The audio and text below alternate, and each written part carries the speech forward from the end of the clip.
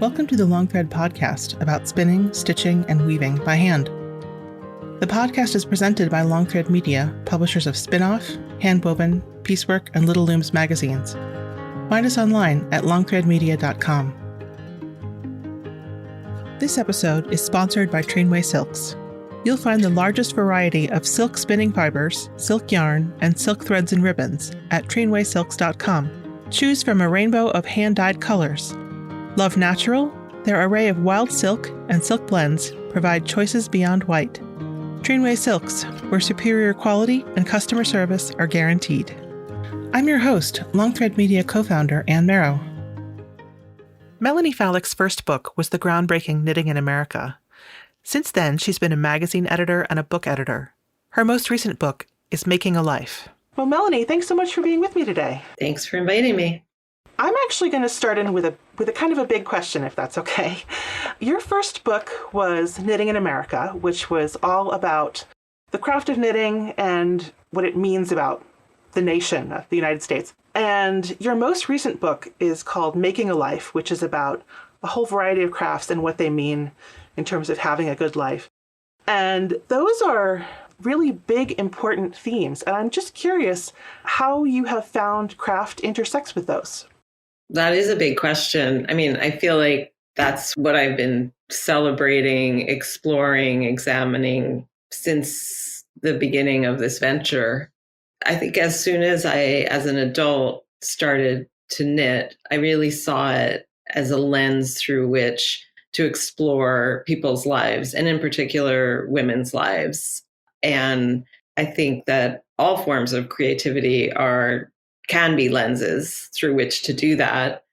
And the one that I've focused on has been mostly handwork. And it started with knitting and grew outward from there.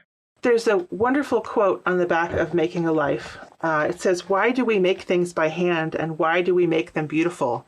I think that's just such an important question and an exciting question for people who like to make things by hand. Well, yeah, I think it's basically our evolutionary birthright. I think it comes through us, through our DNA. And from what we know about early humans is that they use their hands to make things in order to survive. And it was, it's our hands and our opposable thumbs that have given us the ability to create all sorts of tools, whether that's things with which we can make a shelter or collect food or create clothing. But from what we can tell from the beginning of time, it wasn't just to make things serviceable, but oftentimes it was to make things special or to make the ordinary extraordinary. And it seems to me when we take that extra step of making the ordinary extraordinary, we instill our values upon it. We say, this is important, this matters to us. And so we see that in terms of ritual. The cup we might use on a particular holiday, the dress we might wear to a wedding. I mean, I'm trying to give examples that we relate to in our lives today. I think all of that comes from tens of thousands, if not longer, more years ago than that. It's just a human instinct. And when I saw that connection or began to understand that connection between who I am and what I am as a human being and how I am rooted to the past, it made me feel much more comfortable in my own skin and much more clear on the value of what I am doing or what I have been doing. And I think in our culture, in the mainstream culture, we've gotten to this point where we don't need to use our hands to survive, but we do need it to feel emotionally well. We do need to feel some connection to our survival, to our competencies, and to our own sort of creative impulses. And because we've been somewhat sidelined by mainstream culture, which focuses more on economic gain and speed, we've gotten this message that it's not important. What I'm trying to say is when I made that connection, when I was able to sort of really see it and feel it and understand it, my connection to my DNA and who I am as a human being, all of a sudden I didn't feel like a square peg in a round hole in this world. It felt like, oh, this totally makes sense. I have a sensitivity to something that is really important, and not everybody has that sensitivity. And I'm not going to force it upon anybody, but I do see it as a pathway to wellness. And I want to share that possibility with as many people as possible. As we're speaking, I realized that in a way, the very question has sort of two elements to it. One of them, I'm sorry to say, was almost, there's like a little hint of disrespect, like, oh my gosh, you think knitting can be this important? But on the other hand, there's a recognition like, I'm a knitter and you think what I do is important. And I think that we have both of those impulses that, oh, it's just this little thing that we do. How could that be important? And on the other hand, there's that sense of recognition that you spoke about, recognizing yourself, but also recognizing it in each other. Yeah, well, and I think, and I said that when I started to knit in particular, I right away saw it as a way of exploring women's lives, past and present. And women's lives in particular have been ignored, downplayed, skipped over in a lot of our history, in a lot of the stories that we're told about how the world has developed in the past. A lot of those stories were told by men, and a lot of them, in our case, by white men. I think that for me, looking at handwork, and as I said in the beginning, primarily knitting, was a way of uncovering the stories of the past, and then also trying not to allow the stories of today to be buried. I was reading a essay by Ursula K. Le Guin. I haven't read a lot of her things. She mainly writes science fiction, which isn't something that I've read much. But this essay was about the tools. Oftentimes we talk about human beings and how we've evolved, and then it's about the tools we use to make fire, the tools we use to make weaponry. It could be to hunt and kill an animal in order to bring food home, or it could be to hurt somebody else in order to overpower them. And in this essay, which I found so interesting, she disputed that sort of story as being kind of our like origin story like that's like how the world works. And she said, she wrote about the vessel and being able to create a vessel, for example, to be able to use grasses to create cordage with which you could then make a net or a basket. And the story of the person who went out and collected, let's say, seeds or berries into this basket doesn't feel sort of that heroic. It's not the same as killing a big animal and bringing it home. So that story didn't get passed down of just the heroism of picking the berries or bringing home the seeds and safeguarding them so that they could then be planted and used to nourish life going forward. I think that is a lot of women's stories, is doing these things that it's not as exciting. If you tell someone and then I picked the berry and then I picked 900 more of them versus, I went out into the woods and I stabbed a mammoth. I think women's stories tend not to be, at least historically, as action-packed in that way.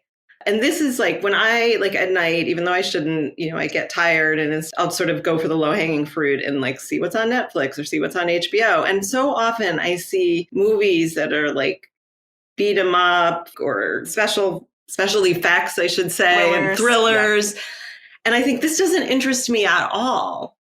And it's really the more thoughtful stories, the stories about human emotion, the stories about real relationships that interest me. And which also goes back to who's recording these stories, who's telling these stories, who has been in charge of this. And so this feels a little convoluted, but it goes back to your original question about knitting as being representative of who we are as human beings. I was speaking with Louis Garcia, who is a Pueblo weaver. He's involved with a project that works with the very tiny, precious little scraps they can find of textiles.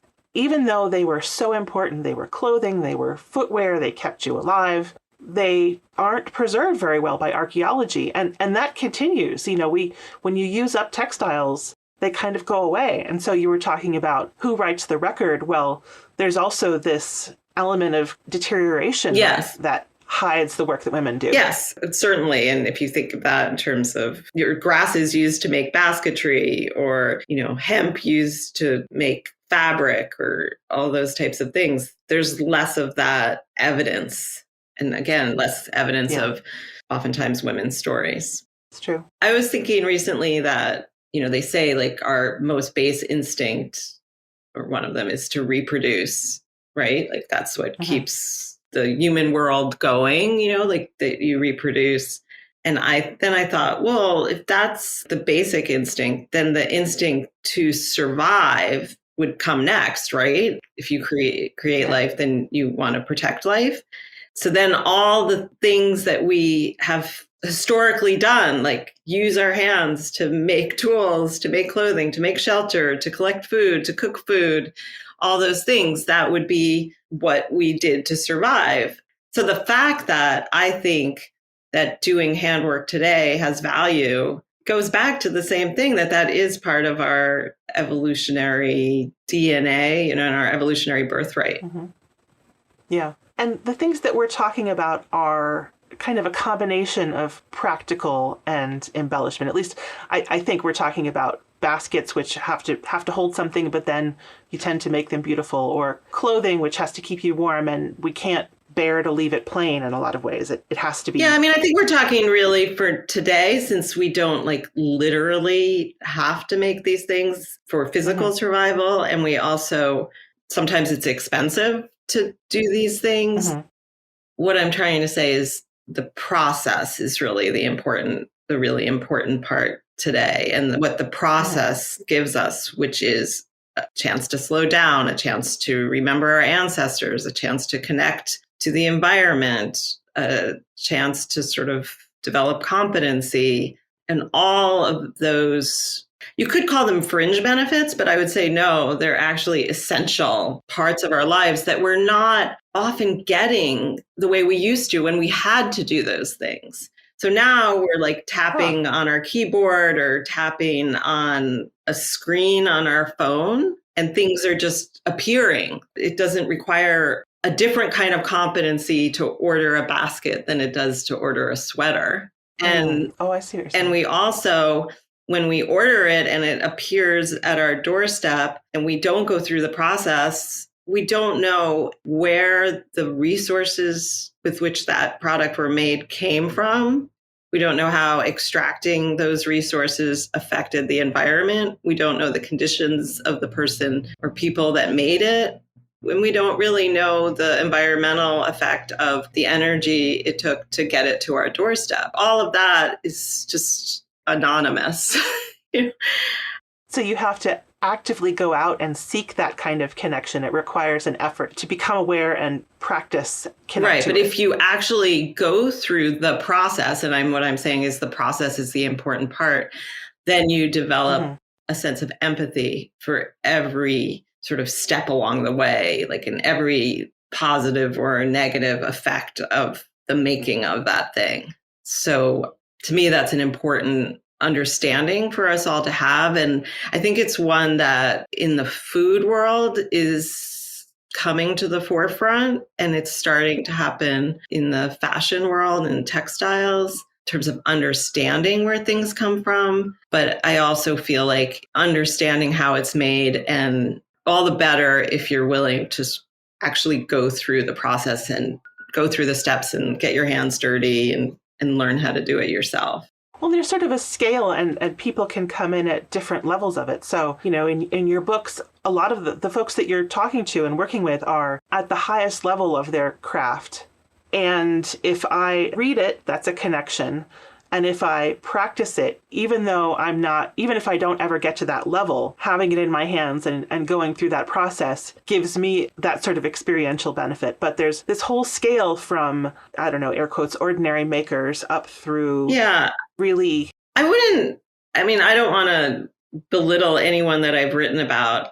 I don't describe them as people who are at the highest level at all. I would describe them more as people who have taken agency over their own lives. They've discovered, explored, and embraced a creative passion, and they lead their lives in a way that is sometimes not in keeping with what the mainstream thinks is ideal, but they've made a life for themselves by design, not by default.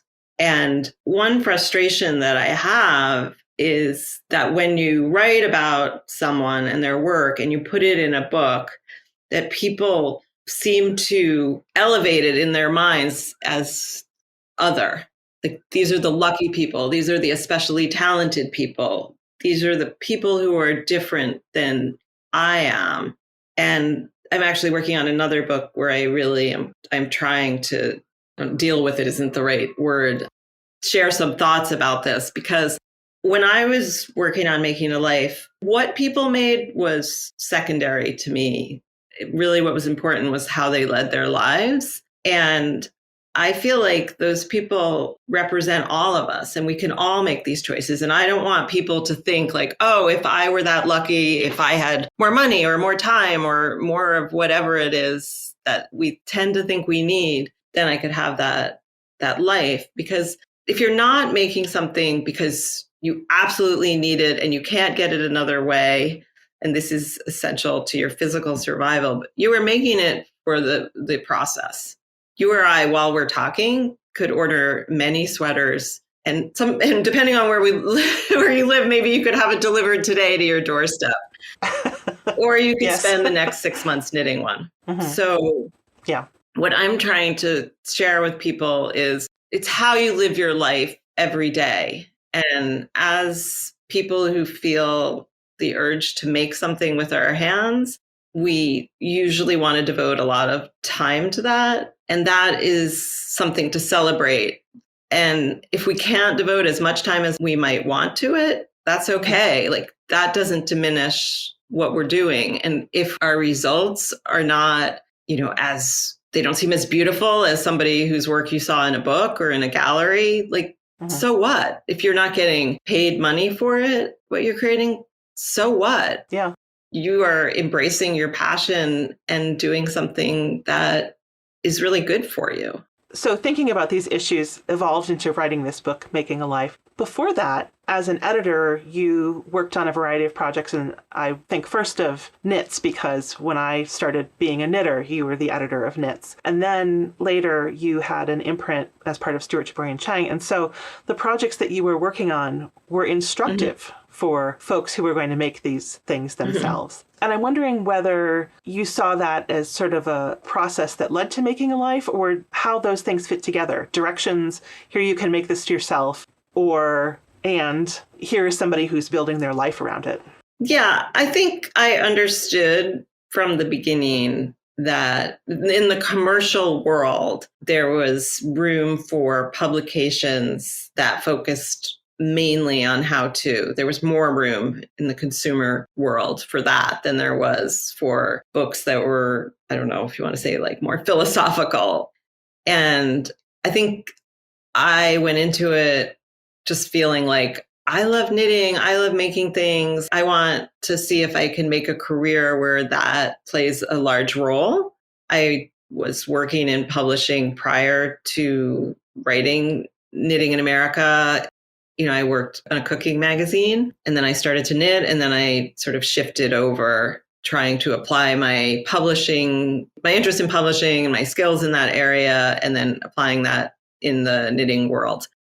So Knitting in America was obviously my first book. And in that, I did both. I wrote about people's lives, and then I also included patterns and how to. And then that led me to write Kids Knitting, which is a how to knit book. But I really worked hard at putting knitting within a context. And within that context, I included, where does yarn come from? Like, what are the sources of yarn in the natural world, primarily meaning animals and plants, and what are some of the countries around the world where different knitting traditions have developed. And then after that is when I started working at Interweave Knits. And as much as I could, I tried to put the how-to content within the context of real life. I was less interested in knitting as a fashion statement than I was in knitting as a lifestyle. Mm-hmm. And I guess you could say that knitting or handwork as a lifestyle has been the piece that I've tried to weave into everything that I've done. Mm-hmm. I became known as someone who brought a little bit more of that non-how-to substance to the subject matter. And I also tried really hard to create publications that were aesthetically very pleasing and broke some of the mold of what a how-to publication could look like.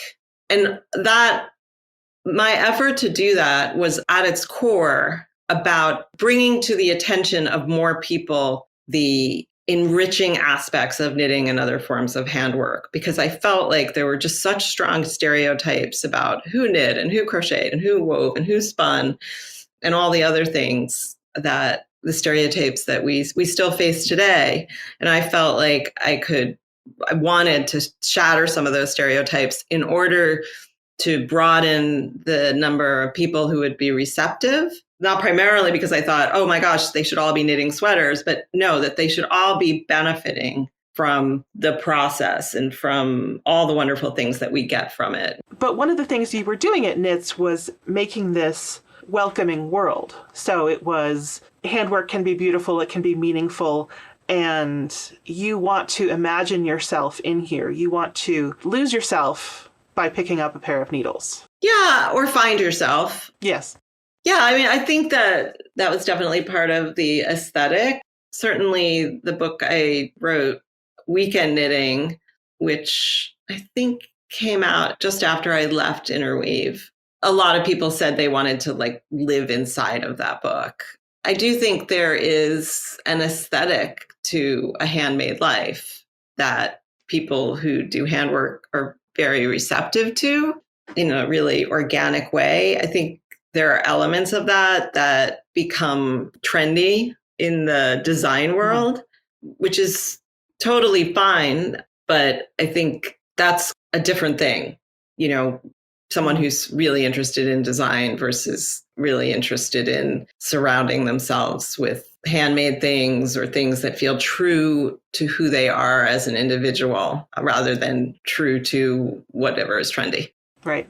You know, just going back to kids knitting, there was also a kids weaving book around the same time. And I sort of picked them both up by accident because I don't have kids. But what was inside them was just this incredibly rich, exciting, fun take on, you know, not only teaching someone to knit who doesn't know how to knit and might have, you know, less motor skills, but also if you want to invite somebody into this world, if you get to open up this world for somebody, what do you choose to put in it? And that was just so exciting. Are you talking about Sarah Sweat's book, Kids Weaving? Yes. Yeah. So that was one of the first books I acquired when I left Interweave and went to Abrams. And I wrote about Sarah in Knitting in America, and I feel like Sarah has been a role model of mine. I think when I was writing Knitting in America, I actually went out to Colorado and met with people at Interweave to pick their brains about the knitters and spinners that they were working with. And they told me about Sarah, and I wrote her a letter, and she wrote me a letter back, which is how long ago it was. You know, we wrote a letter on a piece of paper. Yeah.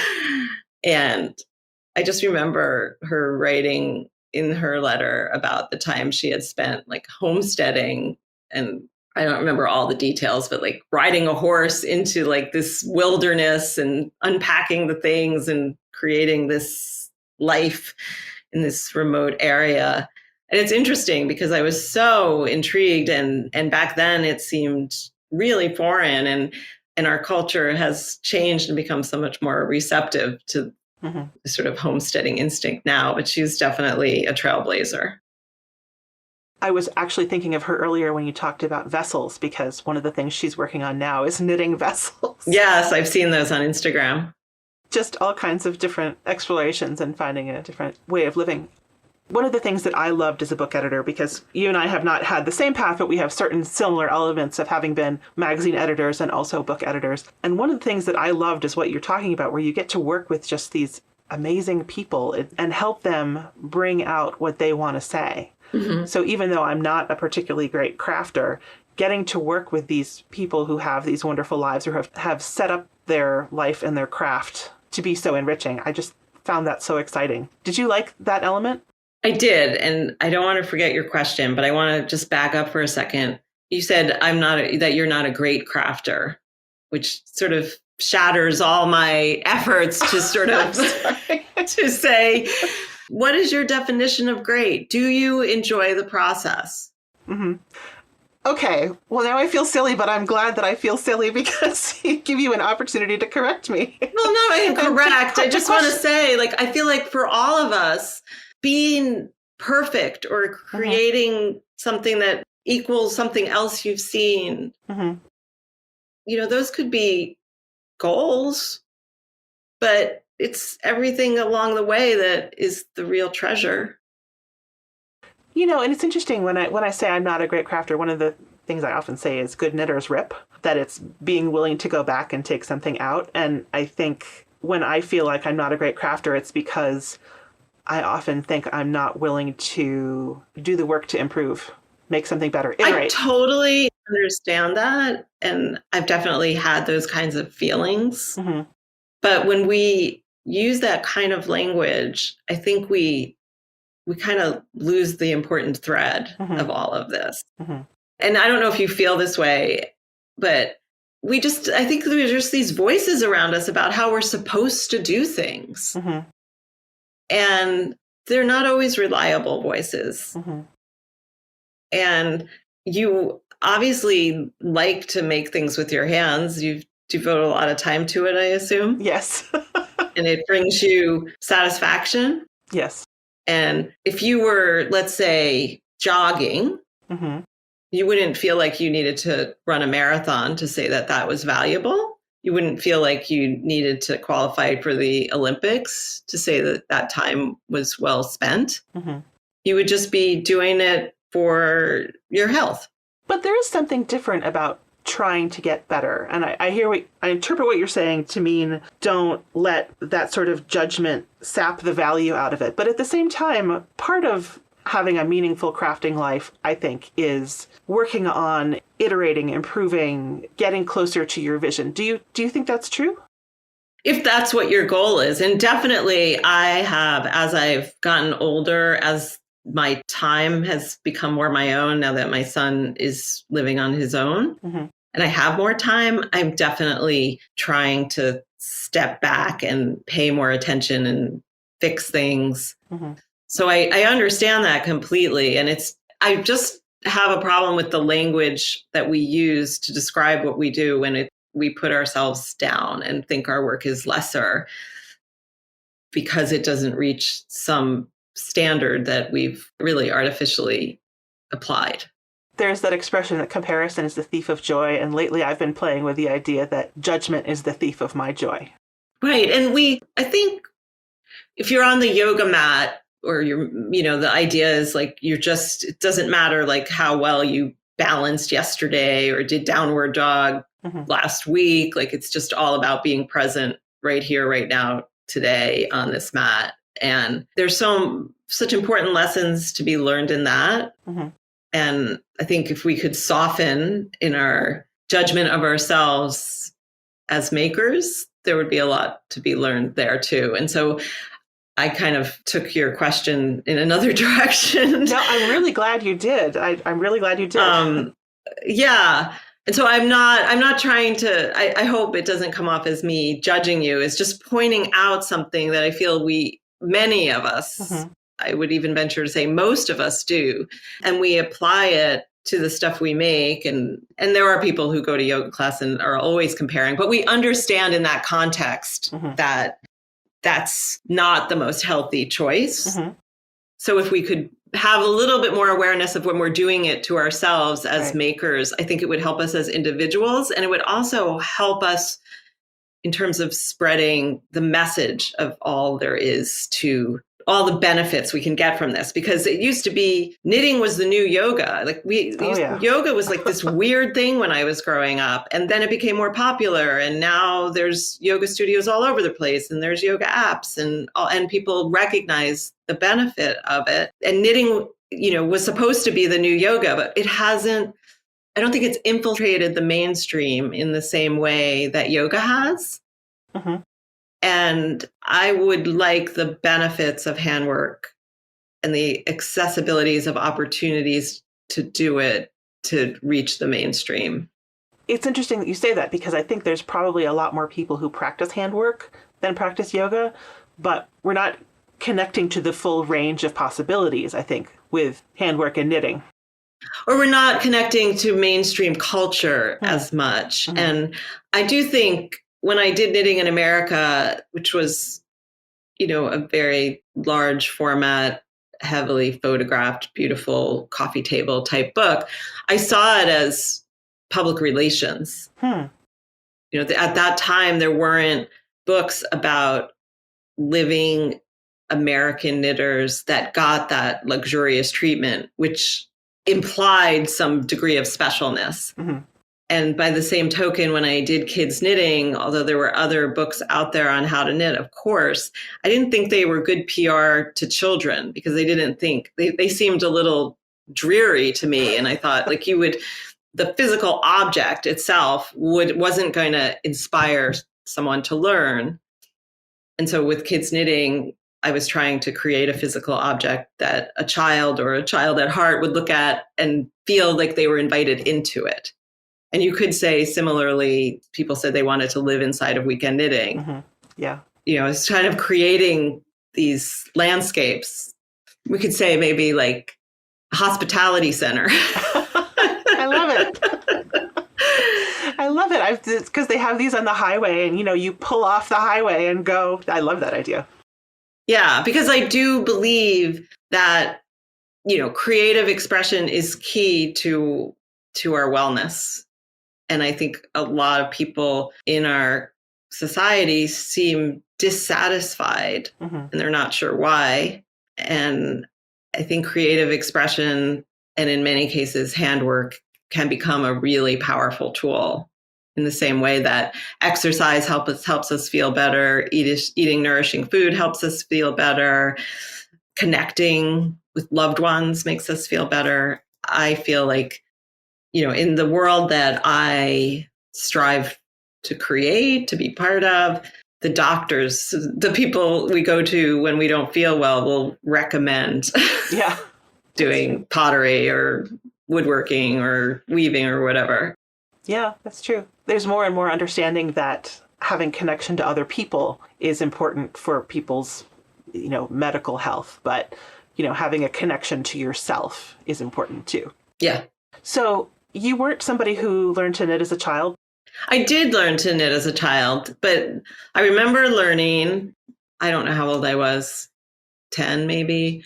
My mom tried to teach me, but I'm left-handed and she's right-handed, and she thought she needed to knit differently, which she really didn't need to. So she brought me to my grandmother and said, can you teach her to knit? And my grandmother just taught me the way she knit, which is, I learned continental, which, I feel like all the different styles of knitting are two-handed operations. So I didn't feel like I was being discriminated against because I was taught by a right-handed person, even though it's left-handed. But yeah, so my grandmother taught me the knit stitch, and I did a bunch of that. And I remember very skinny, pointy needles. And, of course, my knitting had like holes and strange increases and decreases. And then I remember my aunt, my mother's sister, taught me how to purl. I recall working on it and then putting it down at some point. And then in college, when I was studying abroad in France, I knit like 3/4 of what was going to be a sweater, but became a vest because it wasn't completed until I got home and there wasn't enough yarn. But then it was when after I graduated from college and I moved to New York City, and I know I was 25 years old because it was right when I met my husband. And I decided to knit him a scarf for our first Valentine's Day as boyfriend, girlfriend, or whatever. And then that was when it totally took off. I already had a job in publishing, and I thought, oh my gosh, I can travel the world and meet knitters and learn so much. And that's where it all began for me. Well, I was going to ask you what made you move from cooking, which I think is having a moment where people are thinking about its context and meaning, and instead change and find that meaning in knitting instead. I just think that back then, it just resonated with me more was the yarn. I mean, I worked at a food magazine that specialized in chocolate. So, and I definitely felt a connection to chocolate. But, it was mainly all desserts. It didn't always have to be chocolate, but it was called chocolatier or chocolatier. Yeah, I just remember going to this yarn store and like the colors and the patterns were so incredibly beautiful to me. And so that just got me really excited. And I remember knitting that scarf for my husband, and it was a tweedy yarn, and the color of the little, bits of tweed, I guess, in there would change. So I could just watch the yarn as it slipped through my fingers. And I was so enchanted by it.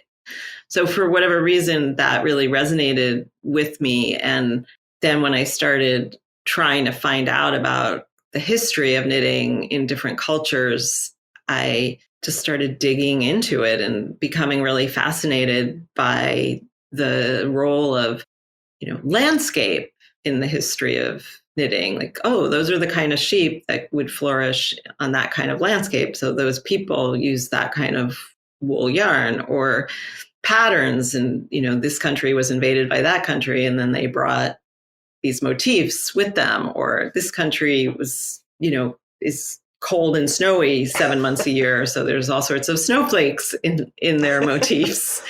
Yes. And you could do the same thing with food. And I feel like since that time, I have become more interested in those kind of stories with food. But knitting was just what I was passionate about at that time.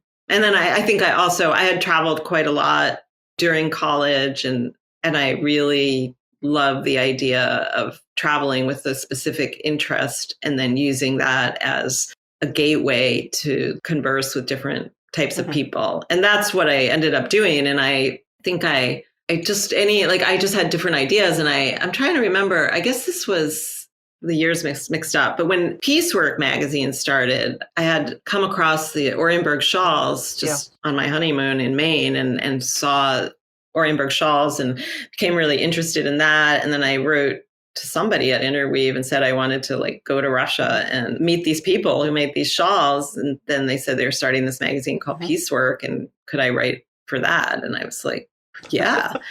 So yeah. That sort of connection with all over the world. So, but I am going to ask to go back and just get your thoughts about being an editor of craft. Oh, right. Craft books and articles and patterns, and the relationship with other people who are, creating projects versus the person who is creating a book or a magazine. I love it. I feel like I always had this, a fantasy of wanting to be an acquisitions editor for books. I also had a fantasy of wanting to be the editor of a knitting magazine. And so I got to do that. And then I was offered this position with Abrams to edit books. And so I was like, oh, yes, I want to do that. And I think in both cases, but it's a little bit more dramatic in books, it was the chance to help somebody else make their dream come true. Mm-hmm. And I love the creative process. And I love working with talented people whose ideas I understand and whose vision I understand. And then kind of the synergy of all the talent together, that you could create something. It begins with the seed, a small seed, a book on such and such would be kind of cool. Mm-hmm. And then it leads to, something that is often better than you could have imagined when you started. Mm-hmm. That's such an exciting process. So, yeah, I love that. Yeah. And part of the role of the editor is to be both seen and unseen, in that people can see your editorial hand everywhere, even as what you're doing is making somebody else's vision visible. Yeah. Yeah, I think it is a balancing act between being seen and unseen, having an ego and putting your ego aside. I definitely my family would agree with this. I like being in a position of getting to make, like having the final word or the close to final word. So as an editor, I mean, I only wanted to work with people who had an idea that I could relate to, that I understood, because then we could work really well together. If we were out of sync, it would not be fruitful for either party. I always wanted to make decisions that were in keeping with the author's vision, of course, but I kind of like sort of managing all the pieces of the author's vision, the difference sometimes between what they delivered and what they envisioned, even sometimes the fact that they would have like a really good idea, but not actually have a vision for a physical book, and how to help them develop that. Yeah, all those pieces of the puzzle. And then I didn't always love working with like the salespeople for what they thought was commercial, but I think I was fine with it a lot of the time. Sometimes, there's between the editorial side and the sales side, there's some disharmony, but that's okay. That's just part of the process. But yeah, I do love the creative process, and I love when people put their heads together and their ideas together, and the result is something more special than anybody could have imagined from the beginning. I used to struggle with sales as well, and what finally made me kind of come to terms with it was the sales team gave a presentation, and everybody got a copy of a book that she had absolutely loved. That didn't work. It didn't sell. And she had also fallen in love with this project as well, but her job was figuring out how to get it to the most people. So, making the connection between the authors and editors' vision, and are they going to be able to explain this to somebody else? And so one of the things that's really cool about creating by hand, knitting, etc., is that the only person to whom the meaning matters is the maker and maybe the recipient. But you don't have to get that judgment from other people. It's meaningful because it's meaningful to you. Right. I mean, I think that's the difference between doing something as like a commercial, like where a commercial product versus just a interpersonal exchange. Yeah.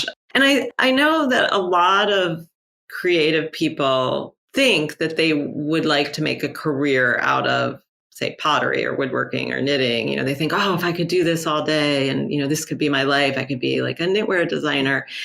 And there's definitely something really special and the potential for greatness there. But I have met lots of people who have taken something they were passionate about, turned it into a commercial venture, and then felt like it had been drained of their passion because they were so had to be so focused on the business side of things, on making what was selling, and that the original impulse was being set aside for other things. And I think that for people that are imagining like, oh, life would be perfect if I could knit all day, for some of us, finding a balance where you can keep that creative expression, that thing you're really passionate about doing it, like creating a balance where you can devote enough time to it that you could feel fulfilled without putting the weight of financial expectation, of approval from outside forces. If you can do that, that can be incredibly satisfying and potentially more satisfying than putting all your eggs in that basket of like, I'm going to turn this, love for handwork into a business. Just have the basket because you like the basket, not because you have to put all your eggs in it. Sorry. Right. I couldn't help it. Right. And I do think that the way our society is structured, there's so much. When we meet, like oftentimes you meet someone at a party or any sort of social thing. Well, what do you do? Means what is your work? Right. What do you get paid for? Which isn't even always like, what is your work? Because lots of people are doing all sorts of unpaid labor. Yes. In particular, women. And I try not to ask that question anymore. I try to open with something different, like what's your favorite color, or what did you do that was fun today, or something else. But our identity is so wrapped up in what we do for money. Yeah. It doesn't really need to be that way. And when we can untangle that, we could sometimes find more satisfaction. So you sort of hinted before that you are working on another book. And at the same time, we've talked about the things that you are pursuing yourself. What is next? What are you working on, both as a person who's interested in a creative life and an author? So basically, I am working on a book in which I am going to tell stories about my own making practice in a way that I have not before. Mm-hmm. And that making practice does still include a lot of connection with other people. And so those stories it's not just going to be me, but it's going to sort of stem from my own making practice and where that has led me. And then using that as a lens through which to explore our current cultural narrative, which often marginalizes handwork, mm-hmm. and how that narrative came to be, and how we as makers can rewrite that narrative so that I no longer feel like I have to do public relations around it. Yeah. So that the value of handwork will be better understood in the culture at large, so that makers, people who read the book, my hope is that they will feel inspired and empowered and validated, and that they will have a vocabulary with which to not only express their enthusiasm for what they do, but explain why it matters for us as individuals, as community members, as people who live on this planet, mm-hmm. how handwork can be a tool we can use to heal the world. So you say we as makers, and that suggests to me that you're talking about, a whole bunch of us, not only a kind of a curated selection, but a broad scope of different makers. Is that right? Absolutely. Absolutely. It's about all of us. It's about all of us sharing the value of our creativity, or communicating to others in an impactful way why this matters, why making by hand, why creativity is so important to our health as individuals, as communities, and as people who live on this planet. And so how could people be part of this project? So if anybody wants to share their ideas, that would be so wonderful. I have created a survey that's online. I think I call it the Maker's Way survey. And it's just a series of questions about the role of making by hand in your life. And I am reading all the surveys. For some people, I'm following up to ask additional questions.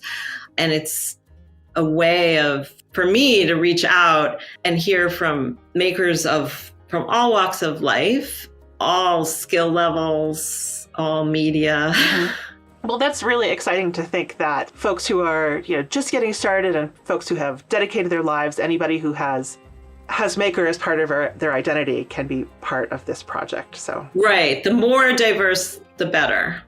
Well, Melanie, thank you so much for your time. I have so enjoyed this conversation, as well as your books, and I can't wait to see what comes next. Oh, thank you very much for having me. I've been happy to talk to you. Thanks to Trainway Silks for sponsoring this episode. Thank you for listening to the Long Thread podcast.